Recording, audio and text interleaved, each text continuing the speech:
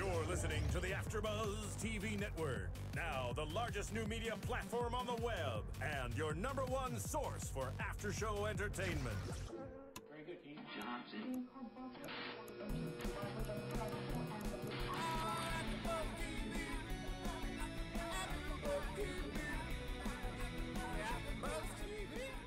From the AFTERBUZZ Studios in Los Angeles, California, presented by Maria Menounos and Bing.com, and streaming live thanks to Akamai Technologies, this is AFTERBUZZ TV's Mob Wives After Show.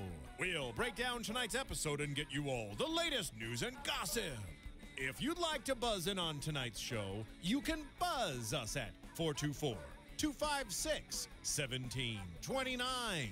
That's 424-256-1729.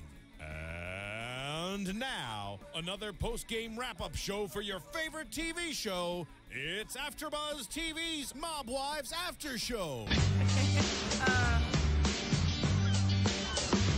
I love this music. It makes me feel like I'm in like a hip underground club. It's like the best intro music ever.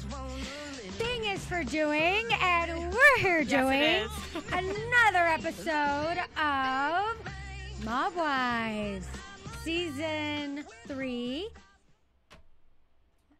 Episode 14. Episode 9. Episode 9. Thank you. I'm just pulling numbers out of my Mama Drama.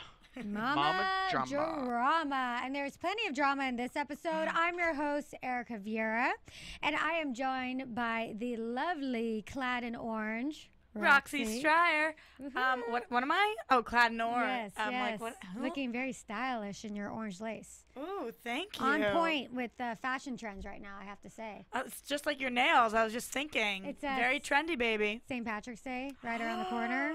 Ooh, Hello? plans? Yeah. Well, it's my husband's grandpa's 85th birthday party, so that does not sound like where I want to be on St. Patrick's Day. No, it just we've got to go. It's family obligation. As long as you drink some whiskey for me. I'll drink some whiskey for you. Okay. And I'll text you right after and tell you. I'll take a picture. Hell yeah. Hell yeah. Speaking of family obligations and family drama, let's get into this episode where we start the top of the episode with a Christmas party, Big Ange style. Yes, we do, except members of the party are dropping like flies. They are. Well, I want to talk about a little bit her style. I love how she decorates her tree. I don't understand how there was no green on that tree. No, was it just so covered? No, it was a white tree. It looked amazing. Yeah. Like, why does not every tree look like that? Oh, it was like probably a fake white tree. Okay, because I don't celebrate Christmas because I'm Jewish, so obviously I have never had a tree. Yeah. And growing up, every person in my town was Jewish also. So I've probably seen maybe like 2 Christmas trees in my life, as pathetic as that sounds. And they were at like different hotel events or something. So I'm just used to these big, massive red and green ornaments. So I was looking at this and I was like, wow, when I am an adult, I'm going to get a tree, even though I'm Jewish, and my kids are going to decorate it, and they're going to put leopard and pink. Yeah, there's lots of different kinds of trees out there, and being Catholic, I've seen my share of Christmas trees. I'm half and half though. That's the thing. My dad's Jewish, and he said the same thing. He's like, I need Christmas trees. This tree was amazing. It was awesome. It was awesome. And Big Ange was just trying to do a nice get together with all the women, but like you said, they're kind of dropping like flies. They didn't want to show up, and it really seems like Carla is now public enemy #1. Kind of. I mean, not for Big Ange and not for Drita, but for everybody else, I guess so. Yeah, I mean, she seems to be the villain right now. You know what I liked about this, though? Even though Carla was the enemy, she sucked it up and she came. She did come. And I think that's important because I think it means that she's trying to move forward. And I don't think she came to cause drama. I think she came to do the exact opposite of that. And obviously there are reasons Renee didn't come that didn't only have to do with Carla, but I thought it was kind of babyish. And I know that we're getting these YouTube comments being like, you guys, she just got out of rehab. How could you say that? She needs to sit home and do her thing. I think realistically, if you're going to stick to being sober, you're going to have to immerse yourself in situations where people are drinking. You can't just avoid alcohol for the rest of your life. You need to figure out how in social settings to not drink. She was using it as an excuse, though. She didn't want to go because Absolutely. Carla was there. I mean, it had nothing to do with her not wanting to be around alcohol. I don't think. I think she would have gone if Carla wasn't there in a heartbeat. I completely agree. So she used it as an excuse. So I think so too, and I think that that's wrong. And also, I would rather go to an intimate setting. But everybody knows. Sorry to interrupt. Everybody knows that she's using that as a BS excuse too. No, but nobody said that. And if, say that alcohol was the actual reason, I would rather get out of rehab and go to an intimate setting with 6 girls for a Christmas party and have them casually be drinking and me not drinking than have my first excursion out be to some, like, crazy party where everyone's wasted, you know? It's not like this was the party of the year. Yeah. She was invited to a holiday party where there's food and there's wine. People aren't, like, sloshed on the floor. Yeah. I mean, so I just thought it was so whack, and I can't believe nobody called her out. Yeah, I think that they're playing really delicate with her in my sense. Like the sense I get from the women, they're kind of like, I don't know. I feel like they're proud of her. They're happy for her for going through that. Even Carla said she was happy for her. Well, it was interesting because Carla, in some ways, and I think it was Ramona who got pissed at that, or maybe Karen, but Carla was basically saying, well, maybe it was because of me and it was my tough love that got her into going to rehab. Right, I thought that was ridiculous. Like, you can't take credit for that. And you know what? I thought, once again, that was dick in the soup. Yeah. For sure, you know? I don't think I think Carla, there's a little bit to Carla where you're seeing more of her personality this season. You're seeing her come out a little more, and she has a little bit of an arrogant personality to her. Like, there's a little bit of an air to her that's kind of like, F you. I don't give definitely a think shit. so. I don't need friends, and I'm here to be on a reality show. Well, you have to remember, though, is these women are playing themselves. Mm-hmm. So even if they are themselves, they're playing a bigger, bolder version of themselves. I have, like, hair flying all over the place because this fan is so sorry if I'm, like, eating my hair while I'm talking. I didn't notice I'm it. like, so they're playing bigger, bolder versions of themselves, meaning she is maybe in life 10% arrogant. And on the show, she's 75% arrogant. Well, I guess my point in that, though, is that she has been somewhat reserved throughout. Well, let me just finish my point, Okay. and then I'll say what I'm saying. I think that probably the producers were like, well, listen, Carla, you're the one who set her straight saying you have a drug problem, and then she went to rehab. So don't you think maybe you were partially the reason she went? And then they turned the camera on, and she's like, you know what? I was the one who said this. And then she went to rehab. You know, sometimes you say something, like, and you think it, and then a minute later you're like, wow, I should not have thought that or said that. But if the cameras are rolling and they got it, they got it. So even if she did think it and the words are coming out of her mouth, I don't think anybody in their right mind would actually believe they're the reason somebody got help because they got in a little cat fight. I don't think here's the thing. I don't necessarily know or think that statement she made was egged on by producers. She was in a moment where, like, a lot of the girls were ganging up on her, and she was just spatting out everything. She was just trying to defend herself. I mean, I do think they went a little bit far with, like, the whole, like, knife thing. It was like a butter knife. She was just using it as, like, a tool. Like, I talk with my hands sometimes. Sometimes I see it. I mean, I could see why she might. It might have been more of an exaggeration to what she really felt. You know, waving the butter knife. I felt like they made such a big deal about it. Absolutely. It was taken out of, it was just blown out of proportion. And then for the person on her side, Drita, to be like, listen, if Yes. you waved the butter knife in my face, I would have shoved it down your throat. I thought that was pretty, for Drita, I would have been pissed if I were Carla. And coming from Drita, it actually meant something because coming from Ramona or Karen, it doesn't mean as much because obviously they're against her no matter what.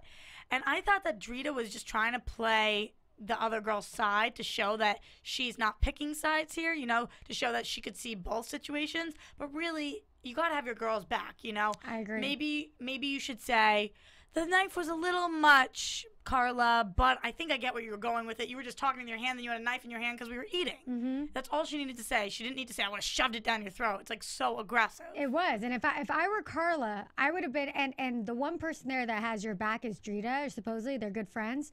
I would have been pretty upset because, like you said, it wasn't just, oh, you know, I understand her kind of playing the middle. It was like she was very anti that knife, and she made it clear, and she wasn't sugarcoating it. And yeah, did Drita need to side with Karen and Ramona, who were already ganging up on Carla? Like, no, it wasn't necessary. Do you think a lot of it has to do with the fact that Drita just had that meeting a couple episodes back with Karen and Ramona, and when they finally like made peace. Oh, where Ramona and Drita made. Right. Yeah, I think Drita wants to show that she, like you Loyalty said, or something? well, no, that she's like in the middle, that she's not taking sides, that she doesn't want to take sides. But if I were Carla, I would be upset. I'd be like, that's what it means to have someone's back and be friends with somebody. It's to actually take that person's side. Especially when. And if you don't, Especially when that person didn't really do something wrong. Yeah. If Carla had actually gotten the butter knife and stood up and stabbed or whatever, or like made motions, and then Drita was like, it was a little much, girl, like come on. But just to be talking with it, I feel like I could do that at a restaurant. Like I'm cutting my food and then I'm standing there talking. I think I could do the same thing, and it's so hypocritical coming from women that like the end of last season or even the end of the first season were like full blown out fighting each other, like pulling each other's hair, pulling the extensions out, like socking punches. It's like these aren't women that have tea on a Sunday at 4 o'clock. I mean, these women have bona fide fights. Can you imagine? Oh my God, why is that not an episode? They come and swap places with the Real Housewives of Beverly Hills. Although you know what, most TV shows when I'm watching it, I think of things and I'm like, oh, this is one of those arrogant moments, and I'm like, wow, I could write something for this show. Like I feel like I could think of a plot line here. When I'm watching this show, I am just like, this is amazing. I text you afterwards. I'm like, holy crap, did you see this week? I think the show is just like the bee's knees. Well, when you start reading, kind of like, or reading the internet, when you go online and see what people are saying that this season is really starting to pick up steam. It's so doing effing good. Yeah, like I can't get over it. And it started off slower, but it's getting really good. How many things happened in this week? Oh my God! Because I always compare this to Jersey Shore because that was the show that we came from and the original show that I was ever on. And when I think about what would happen in an episode of Jersey Shore, it's like they would draw out one thing from one episode to the next in a prank and whatever. This is like they can barely fit all those things into the 1 hour episode. It's amazing. I know. So yeah, let's wrap up with this because we do have a lot to talk about. Right. Okay. One thing that I did, that I wrote down, was that Karen is just Karen basically said that the only reason she was friends with Carla was because Renee was friends with Carla. Right. So now that Renee and Carla are at odds, Karen's like, I see no point in her as a person, like basically. And Karen, quote, said, Carla has no soul. I know. Ridiculous. I mean, it's just like, all right, Karen, you go from like, being friendly to her to like hating the girl. But and the problem is, I really like both Karen and Carla and Ramona. So there's nobody on the show that I'm I like Ramona too. There's no person on the show where I'm like, that I don't like that girl. So it's hard when they get in these fights. I feel like Drita almost. I'm like, what side do I take? How do I show my loyalty? Yeah. Like, what do I do? Yeah. I don't want to piss anybody off. And so it's tough. I see the issue here. Yeah. And a lot of it's about loyalty. A lot of it's about family. A lot of it's about friendship and who you've known longer.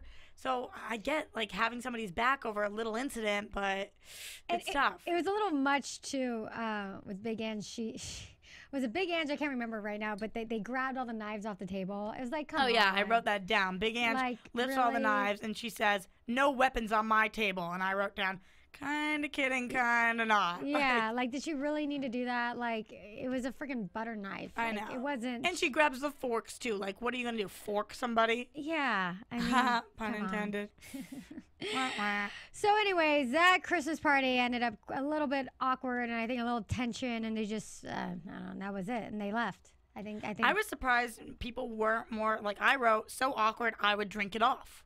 Like, I was surprised people weren't like, okay, this is so uncomfortable. I mean, it could have been a short amount of time, but the thing is, though, none of them had beef with Carla. Like Carla Personally. Technically didn't have any personal beef with Karen or Ramona. So it was just like, it was kind of weird because it was like, I understand, like, be civil, be polite. Like, there's no reason to be like, angry eyes at everybody. It was like Carla didn't do anything to these women. Absolutely. So it was a little, I don't know, it was just a little much. I felt bad for Carla. I did too. I felt like she was ganged up on. So then we move on to, which was a really interesting storyline, Karen going back home to Arizona. Not home, but going back to her home in Arizona. To see Dave. She goes with Ramona. And this is interesting. I want to bring up to you because you're a Trojan. Did you notice Ramona was wearing a USC sweatshirt? Why? Did she go to SC? Or? Don't know. I was wondering about that. I was like, I wonder what her ties are to SC. Don't know. But anyway, so Karen and Ramona go back to Arizona, and they go to see Dave and Karina, and they come to basically a cold, empty home. Before we get there, can I ask you a question? Why not call? Why the element of surprise? Oh, I would have done the element of surprise too. What? Yeah, yeah. I could not what's wrong disagree with that? Why? It's Karen's house. I'm not saying that she isn't allowed to show up there. I'm saying why, unless you want to catch somebody. She wanted to. I think that is so ridiculous. Are you like 5 years old is what I wanted to say to her. It's so immature. You call, you say you're coming, like just because you're on a power trip, you're just going to show up because it's your house. Why don't you call and say, listen, I'm coming. What's the deal? Like, is this okay? Here's the thing. You don't ask permission, but you tell them you're coming.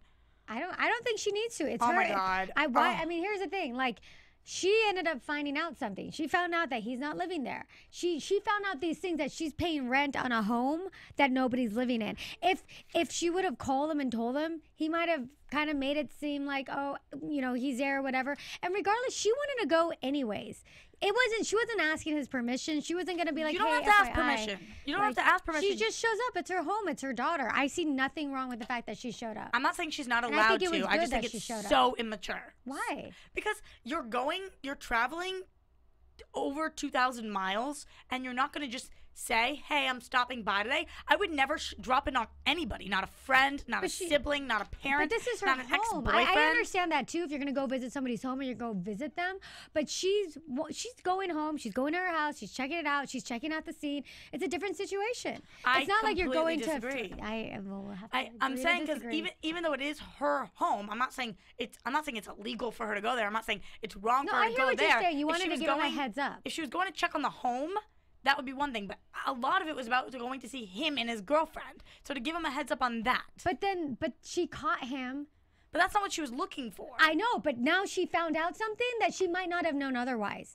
But how do you know that you would never have known that beforehand, so that can't be the reason that you're trying to go before. It wasn't the reason, but I think she suspected different things were going on. Oh my God, I think it was so immature. And I think it was really? I was shocked that Karen would do that. She seemed so level-headed about everything that she would just show up.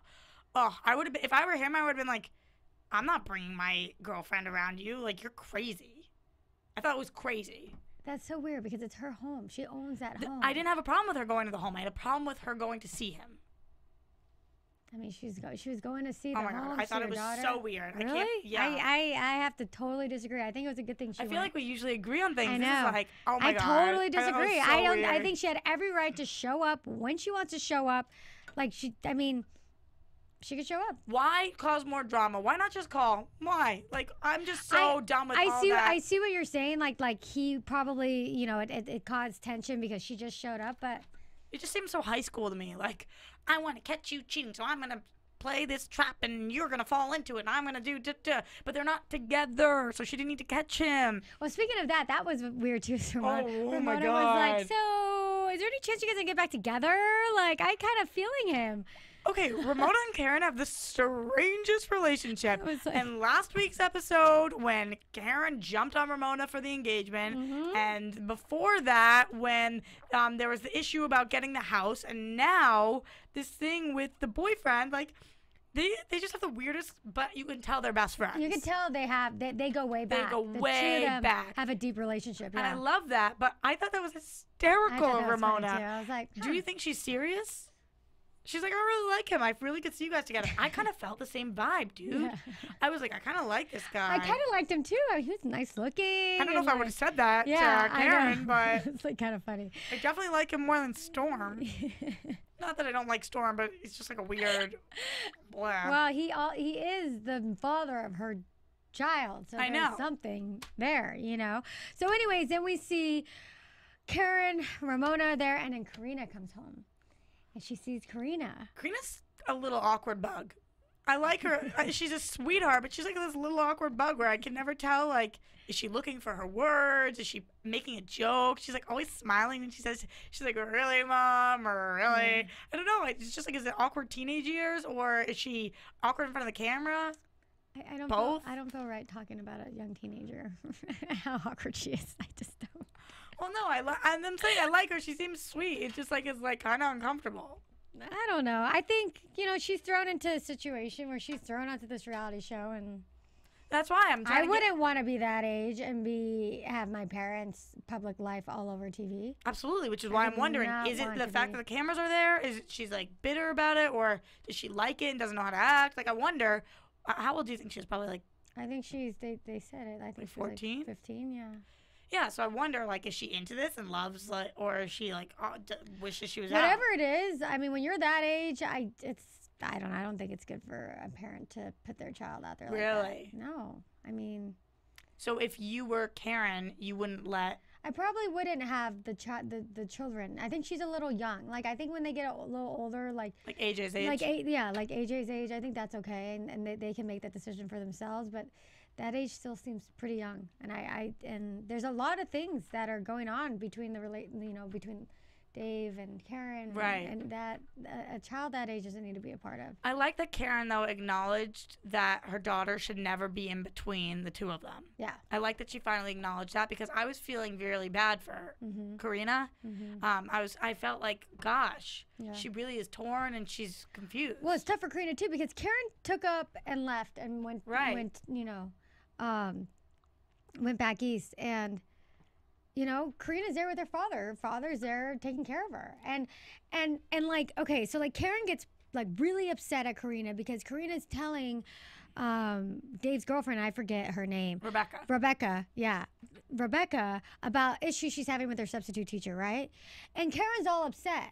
But the thing is, like, you know what, Karen? You weren't there when she came home from school to pick her up. Absolutely. So you don't really have the right to be upset. And it's guilt. And it is I thought guilt. This was a real legitimate moment on TV. You know, it like was. I was not, by any means, I was like, this is not the producers, nobody's stepping in. Karen feels awful. She doesn't know how to take it out. She does. And you could tell by the way she's talking. She's like holding back her tears and holding back her her upset. She's like, her upsetness. Yeah. She's like, you call me and let me know, but it's not the same as like just talking to someone. And picking your daughter up from school every day, that's valuable time that you're having. What is Karina supposed to do? When Rebecca asks her, how's your sub? Day? Say, I can't talk to you about this, my mom. Like, that's weird. It's weird. I felt bad. I feel really bad for her. But I also feel bad for Karen because she finally is realizing, and like, what is she supposed to do? She's supposed to either move Karina. She's trying, though, but Karina said she won't. Well, then Karen should not do the show. Like, there's certain things that you make choices. Yeah. She made the choice to leave and do the show and leave her child in Arizona. Either she works something out with VH1 where she gets filmed in Arizona, or Karen or Karina moves out to New York. I mean, they're choices. You things you can do. Yeah. So and she's choosing her career over her being a mother, you think, right now. Yeah. From what it seems. That's what it looks like. Right. It's tough choices, I mean. But we don't know. Maybe Dave won custody. Yeah, that's the thing. We don't know the whole story. Right. I mean, considering that we find out a lot more about Karen's background in drugs tonight. Yeah, that was interesting. Now you don't know. Maybe Dave won custody and then Karen picked up and moved. Well, I mean, it's hard to think that he won custody because he was in jail for so long. But I don't know. I don't know what or maybe this is a way that she needs to make money to support the family. Right, or something. Yeah, I mean, we don't know the personal situation, but there is still. How do we get to the bottom of this? I want to know, because this is the most interesting storyline to me of the whole show. Yes, amazing. This is fascinating. And I can't believe they can talk about this stuff on TV. I know. It's unbelievable. Okay. Let's. So we have that storyline. They show, and we'll get into that one with Karen and her brother. But then they go back to the other ladies with Renee. And we're going chronologically. Yeah. So they're going back, and Renee wants to get the girls together on a road trip. She doesn't tell them what or why, and then she surprises them by taking them to like some pound or some dog where the dogs are $15,000 and crazy and like attack dogs. I don't understand. How does an attack dog know who to attack? They're It trained. just seemed like it attacks They're trained. everybody. They're trained. I did like what Drita said though. Like, I feel sorry for an attack dog because even when Renee's like ordering pizza, she sounds like she's going crazy. Drita says that the attack dog is going to need to take some Xanax. Yeah. Yeah. Love that. I love that. So eventually they're going to be sending the dog to rehab to follow in Renee's footsteps. And Love quote said, "I don't need an attack dog. I am the attack dog." I wrote that down too. I thought that was so funny. Once again, Love, you win. I am scared crapless of yeah, you. Like me too. I white flag. Like I can't. All the other girls, I'm like, oh, these girls are cool. Love, I think you're cool too. I will hide in a little hole before I fight you. Yeah. You are a scary mofo. Yeah. Yeah, she knows it. She is an attack dog. She's like, I don't need it. I'm like, damn right you don't. I know. We haven't, it's funny because so far she's been all talk and we haven't really seen it like we've seen it with some of the other women. Right. I wonder if we'll get to see that side of her. I love at the bottom of the screen, it always tells you where you are exactly. And this, when they were doing this, it just says somewhere in Connecticut. Yeah. It was like, where the hell are we? They're driving. Love's like, are we going to get whacked? Yeah. Like, what the hell's going on? I know. I love that thought even crosses her mind. Like, if your friend was taking you on a road trip without ever crossing your mind, like, oh, maybe she's going to kill me because we're out in the woods. Probably not. I think we're going to maybe some outlet mall. Yeah, literally. Like, I was like, Jesus Christ, these women's lives are unbelievable. Yeah, they are. All right, so I had to mention that because there are a few funny little things in there. But Yeah. So then they go back to Karen in Arizona, and then Karen meets up with her brother, and then we start to hear. Love this. We start to hear this whole background story, which I didn't know about. You didn't know about. Yeah, and by love this, I don't mean the story. I mean just that this Just is on TV. fascinating. It's like, and this, I feel like I'm taking a lesson in law or something. Like, it's amazing. I mean, I couldn't. So basically, what happened was that, Karen was already had Karina. So she was already married to Dave. Right. She was an adult. It wasn't. I was thinking when she was first telling the story that she was like in high school or something. Right. No. She was an adult. She had already had Karina. I don't know how old she was, but basically she was, and her father was already out of jail. He was living the straight life. He was basically had a pool business, a legitimate pool business, according to Karen, and was trying to get on the straight and narrow. Right. You know, had bought that home in he had been to Arizona, so he had bought that home in Arizona. Specifically, bought it on a certain street because he couldn't get watched or anything. And his name was Sammy the Bull. Yeah. Yes. And the brother's name is Gerard. Just to get this. Is it? Yeah. Wasn't it Gerard? I think that's what it was. But anyway, just to get this straight, because without names, the story is a little confusing. Okay. So Sammy the Bull moves to Arizona, and he was trying to be on the straight and narrow. after getting out of jail. Right, after getting out of jail. Had a legitimate, very successful pool business. He was trying to get things, like we said, like kind of on the straight and narrow. But his two kids are still in that life, like Karen said. As well as the husband, right. Yeah, so supposedly, according to Karen, they were in a part of an ecstasy drug ring. Right. They got caught. So they weren't part of it. Karen's they led brother and Dave led some drug ring, got caught by, I don't know if it was a DA or the Fed. Yeah, I don't know who arrested him, but, and were arrested. And she said, she's like, I ran inside to get Karina. And they wouldn't let her. And then wouldn't Sammy let the her. Bull took the rap. blame. And so Karen feels very guilty. And Karen got, and this was interesting to learn this. So Dave went to jail. Right. Her father went to jail. I don't know if her brother went to jail. I didn't think her brother. I don't know. I know that Dave went for a shorter time, that Sammy the Bull was sentenced to 20 years, which is important later on in the story. And Karen got off scot-free. Right. And she said that, I got off scot-free. I can't believe she can say that on TV. I know. It's fascinating. Second of all, because we're going over so we can clarify, what was the deal with the helicopter going above in that moment? And she was like, look, they sent the cops. It was the helicopter. it was like a symbol to her. Like it was like it wasn't real. No, what I got, it wasn't real. Is that like, oh my God, do you think they might suspect something? Like, oh my God, Dude, like we're here. wonder. And she's like, it's a symbol to me that we've got to do something. Like I think it was symbolic to her. Okay. The helicopter was. Okay. Because I couldn't tell whether it was legitimate.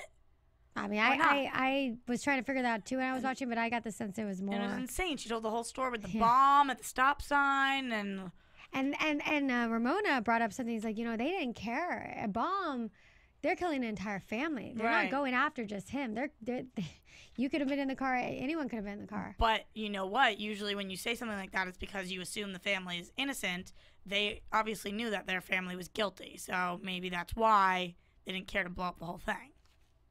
You know, and then we see at the very end that Gerard is giving Karen the key to the safe that has all of these files in it to try to get Sammy the Bull off early because he thought he could get 15 years. So what did I write down? Okay, so he had, first of all, Sammy the Bull had 7 years of solitary confinement, which which is I insane. don't know what I would do. Like, I could not even. And think about that. Think about that with Karen. Like how her father, and this is what I was thinking about during the episode, her father was trying hard. I mean, granted, he probably did a lot of crappy things in his day, but he was really trying to make things right. So Karen says, yeah. Supposedly. And Karen just screws up, and her father's back in jail. Like, I mean, if that doesn't make you feel guilty, I don't know what would. Do you think that if this upward departure, that would make it 15 instead of 20 years, do you think that it would go to trial? And if so, it being on television would affect the opinions of the jury, who would obviously have to be people who didn't watch the show, but maybe they did, and it's in the news, and it's whatever. And I wonder if Karen's pleading her case on here to try and sway the jury almost. I wonder if it's true that her father had this legitimate pool business, that he was actually out of the ring, that he actually tried to get Karen to stop. That's the thing. This is Karen's version of the story. Right. We don't really know what happened. So I feel awful, but I don't know if I actually feel awful. So you don't know if you actually believe her story. Right. I don't know. Yeah. She's very convincing.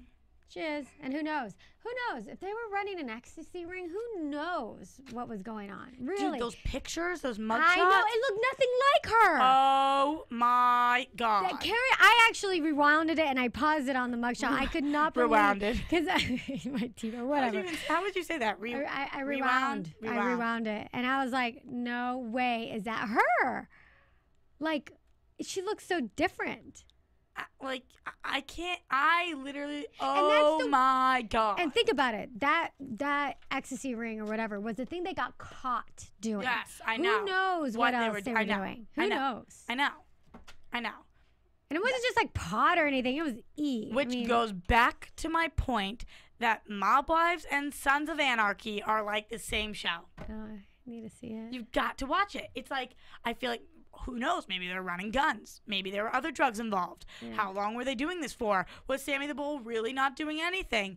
Did Karen have as much of a play in it? Did she get off because she was a woman? What? I wish that I was there. I need to know more.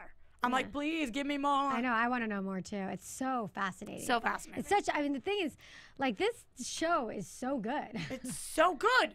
It's so good. It's like one of the best shows on television. It's so like hands down. There's like real stuff going on here, not like manufactured, like Kevin likes to say, dick in the soup. I mean, these are real. I know. Real mugshots, real things. I know.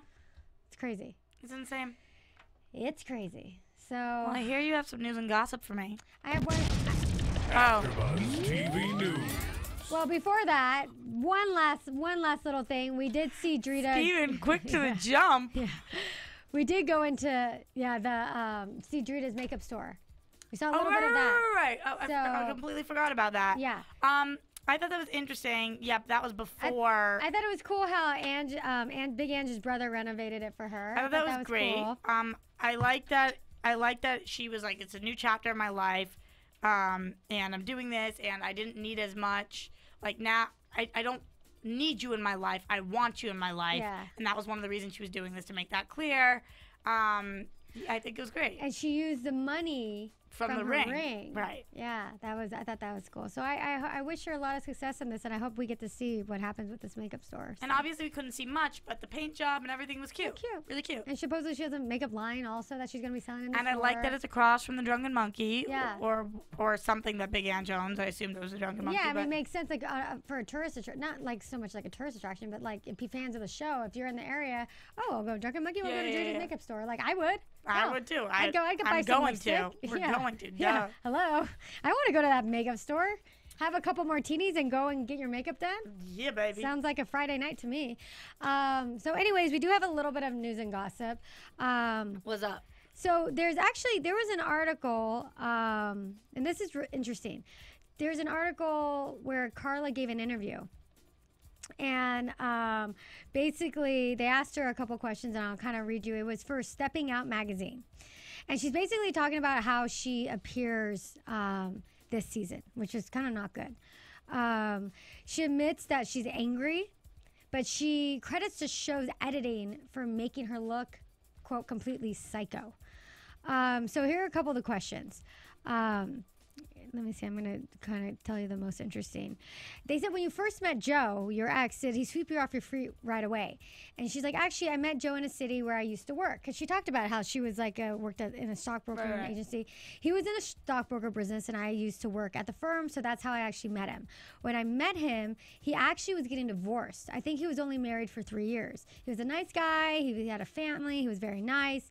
He's just a regular guy to me that had just come up through the business. I didn't see anything wrong with him. I thought he wasn't like the guys that I used to date years ago. And so then they asked her, would you have been happy if Joe was just an honest stockbroker and there was no drama in your life and you weren't famous? And she said, yeah, I probably would, definitely. And let me see what else. This was interesting. And they asked her, they said, you seem to have a lot of anger raging in you. Is that a fair assessment? Right now, and this is the interview and telling her, right now in person, you seem really mellow. But on the show, you just looked really angry. And she said, yeah, because actually this is me, meaning mellow. And they do make me look like I have anger as she's on the show. And I really don't. This season, they all buddied up and they ganged up on me. And they made me look like I'm mad.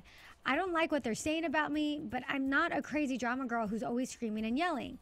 This season, enough is enough with the things they say and the lies they tell. I got stuck in the middle with these crazy, quote, bitches is a word, and I have to keep defending myself all the time because they're always bringing up bullshit. So these are her words. And this is what the interviewer asked. Does it ever enter your mind while filming, if I start freaking out on camera, it will make me a better episode? She's like, I don't even think about that because I wouldn't do anything to spice up the cameras and the storyline, which I feel that they all do. I'm just me. I don't do things so make up stories and stuff. If I'm getting mad, it's because I'm getting mad, not because the camera is stuck in my face. And the interviewer asked her, so it's real? And she's like, oh yeah, it's real. For somebody who's not so angry, she sure swears a lot. Yeah, and then she says that the two girls that she's really close with on the show are Drita and Big Ange. Yeah, of course. But let me ask you something. Yeah. Because I don't know. And there's one last thing that's interesting that I'll say. Okay, because I don't. Yeah, I just wanted to respond to a few things that you said. Because I don't know. Because before I watched the show, I wouldn't have recognized a single one of them on the street. Yeah. But before I watched Jersey Shore, I would have recognized Snooki because I didn't catch on until season 2, and she was huge. Or The Situation, like those people were huge to me. Are these people on the show recognizable or family household names? Like, I don't know. I think the only one that might be would be Big Ange because she's done other things. She has her own reality show. I mean, she's done a few other things, and she herself, I mean, people who know mob, history or whatever. But I personally, I had recognized Big Ange, but other than that, I didn't know who the women were. So anyways, so back to this one last question. They asked her about being a man stealer, and she says, she's like, they keep on bringing up the story when I was 20 years old. She's like, they act like it was yesterday. She's like, I met a guy hanging out. He bullshitted me saying he was separated. And that's it. And they keep on going on and on about the story. Yeah, wow. So this anyway, is a telling interview. Yeah, so this is her interview kind of telling, her side of the story. Great. But that's it for the news and gossip. Awesome. Thank you for that. Yep. Okay, let's get into predictions because I wrote down a few things that we see next week. Okay. Here we go. So Renee taking Krav Maga, which is awesome. Yeah. I can't wait. I hope she teaches me some moves because I have friends that are taking this and it seems badass. We also see Karen feeling bad about her dad, and she fights with Ramona. Again, Ramona and Karen always fighting. Seems to be common grounds. Karen meets Rebecca. That's going to be the most interesting to me. Definitely going to be interesting. Yeah. And Love bitching about Carla to Renee, and it seems to be a huge issue. Yep. That's what we see. That's what we see. We don't need to predict anything because we saw it in production. We did. They give us a lot of previews in there. Yeah, they do. I love that. I know. Because so much goes on. All right, guys. Well, thanks for listening. Where can we find you, Roxy? At Roxy Striar. And you can find me at Erika Vieira LA. Thank you.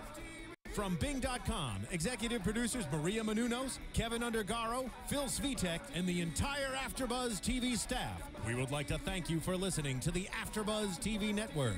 To watch or listen to other after shows and post comments or questions, be sure to visit AfterBuzzTV.com.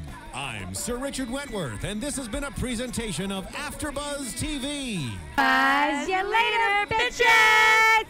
The views expressed herein are those of the hosts only and do not necessarily reflect the views of AfterBuzz TV or its owners or principals.